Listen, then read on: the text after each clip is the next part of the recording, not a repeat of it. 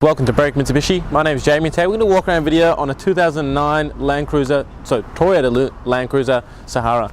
Starting off at the front, as you can see, first thing you can notice is you do have that nice color match nudge bar on the front. But the good thing about this nudge bar is it isn't like the other ones where they just come up half the car. It actually goes all the way to the front of the bonnet.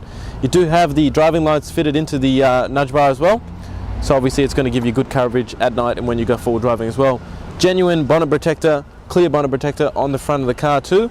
And these being HID headlights, you do get the headlight washers as well. So if the headlights do get dirty when you go forward driving, wash it straight off. Now I will note the bonnet does have a good amount of scratches on it, but the rest of the car does present really well. So just so we're not hiding anything, there are scratches on the bonnet. Coming around, you can see that we also do have front parking sensors on the vehicle as well. So it will make life easier to park. You can also see that there are Cooper tyres fitted to this vehicle as well, which do have plenty tread left in them as well. And then you can see the alloy wheel is in still really good condition. Now working our way down the car, you will see that the paintwork is in really good condition. We do have color matched side mirrors and door handles. Now the door handles do have the keyless entry, so clicking the button will lock the car and click again will unlock the car. And you can also see that we do have the alloy side step as well. Now again, the keyless entry works to the back doors as well, so not only the front doors have it, so do the back doors. And then coming to our second alloy wheel now, as you can see, again you've got the Cooper tyres with a good amount of tread, and of course the wheel is in really good condition. Fuel filler cap is on the driver's side. I forgot to mention that we do have the smoked bonnet protectors, the weather shields as well. So if you do want to let a little bit of air into the vehicle without actually having the windows right down, you can do that too. Rhino roof rack fitted as well. So as you can see, plenty of accessories on this vehicle.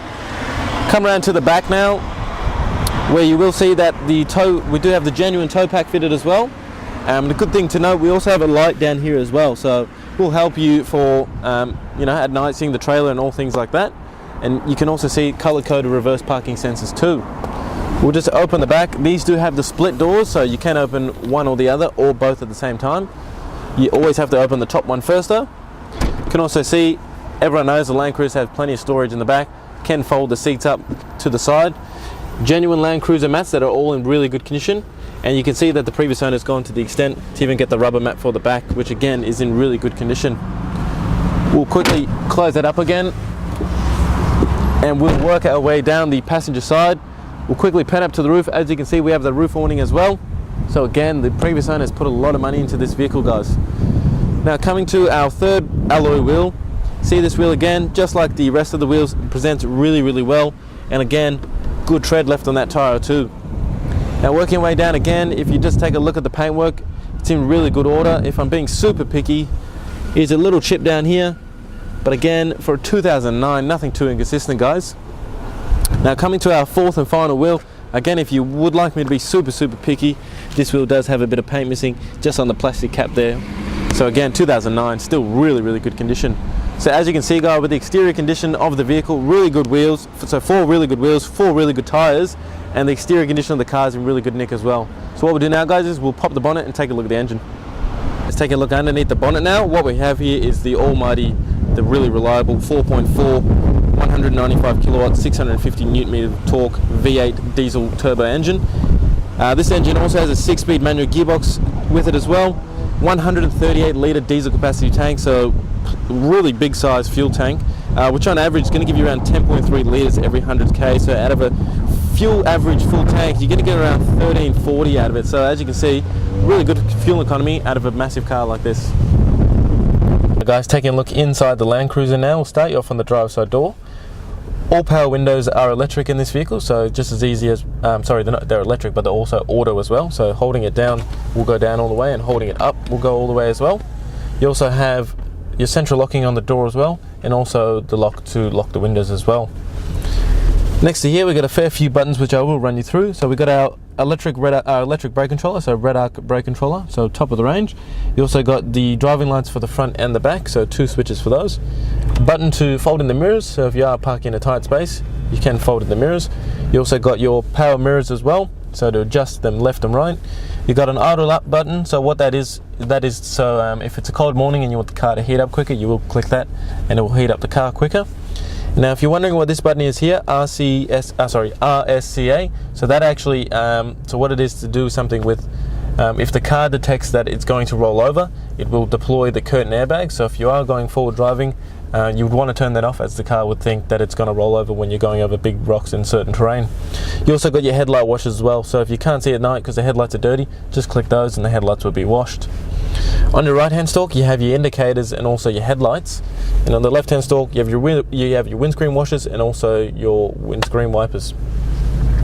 On the steering wheel, as you can see, on the right hand side you have all your voice controls, so the Bluetooth controls on the right hand side, also your distance for the middle cluster there as well, and then all your media control settings on the left hand side. Your cruise control is just behind the steering wheel, which you can't really show you and you might not be able to see, but that's all adjustable from there.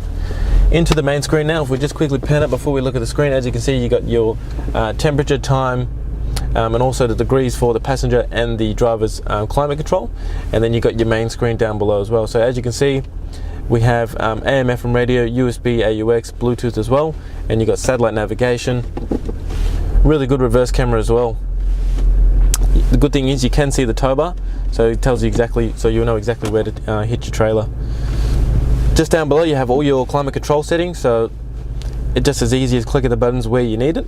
And then down below you got all your media control settings, so there is CD player in this as well. You do have your UHF radio, so obviously if you are going forward driving, there are forward drives in the area, you can communicate with them with that. Then you've got two 12-volt sockets, so probably somewhere where you charge your phone. You've got a little ashtray in here, which obviously you wouldn't be smoking in the car, so you wouldn't be using that as an ashtray, as a coin holder I would assume. You've got your downhill descent control, and then as I said before, your automatic gearbox. You can drive this as an automatic, or you can put into what they call a sport shift and shift through the gears manually. You got your manual handbrake. You got two cup holders. The good thing about these cup holders, you can extend these little arms, so if you do have bigger or smaller cups, you can get that all adjusted. Two keys with this vehicle too, which is always handy, as we know the keys aren't cheap. You can fold all the way nicely into the interior, as you can see, with that nice wood grain finish. And then inside the massive center console, as you can see, we actually have it on now, where it is actually like a little mini fridge. So if you do have drinks, you can put it in there and it will cool it down, and I can assure you it is very cold in there too. We'll turn that off. What I'll do now, guys, is I'll just get the camera person just to pan up to the roof before I pan around the interior, sorry. So there is a fully functioning sunroof in here as well. So if I was to open it here, just as easy clicking this button here.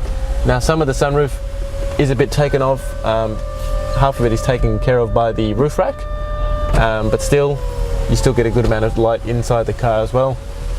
Now I'll get the camera person just to pan around the interior, show you the condition of the vehicle, and then you'll see how well it does present inside. For a 2009 Landcruiser, presents really, really well. And then once we're done doing that, guys, we'll jump outside the video and we'll wrap it up. Thanks for taking the time out of your day to watch the video on the 2009 Toyota Landcruiser Sahara. As you can see, with the exterior and the interior condition of the vehicle, it does present really well. So please give us a call, 99070 555, before this car goes, and take it for a test drive.